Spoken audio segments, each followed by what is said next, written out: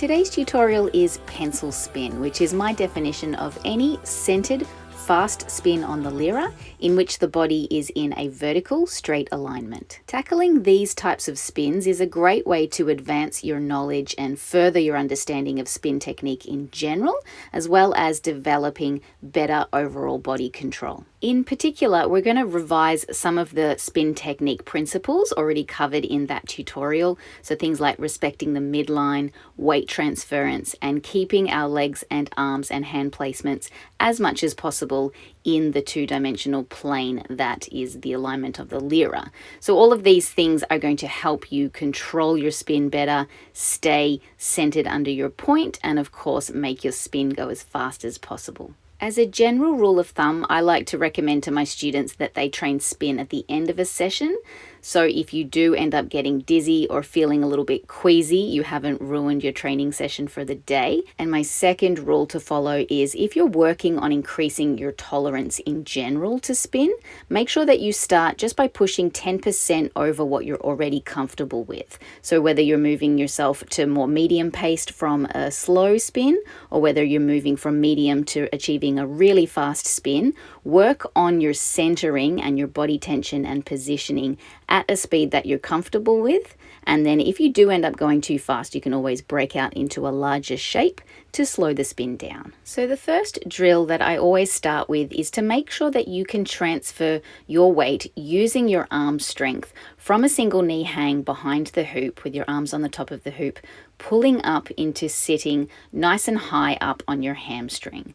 And this is a really basic way to transfer your weight vertically without leaning away and without making the hoop tilt. And if you're doing a centered seated spin inside the hoop, then this is your prep position to start moving your hands into position so you can transfer your weight back onto one side of your butt cheek and sit into that beautiful pencil spin.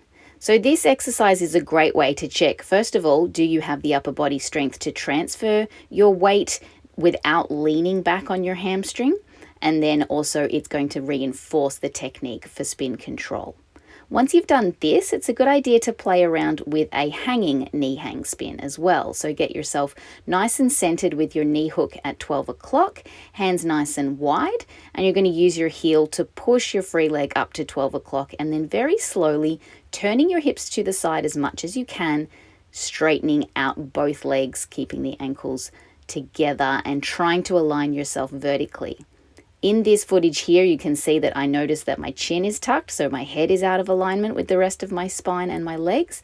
So I correct that and really try to pull through my shoulder blades, thinking about pulling the bottom bar down towards you and reaching for the top bar with those toes and controlling any wobble that the spin creates. You can further progress this drill by going out into the splits or a large shape and then practicing very slowly bringing your legs back from the horizontal plane into the vertical plane. And this is what I was talking about before with weight transference. We always want to make sure if we're controlling a centered spin that we move very slowly, and the faster that the spin is, the slower you'll need to move. Once you've completed these two drills and you've had an idea of what it feels like to speed yourself up and slow your centered spin down, then we can progress to learning the fast seated pencil spin.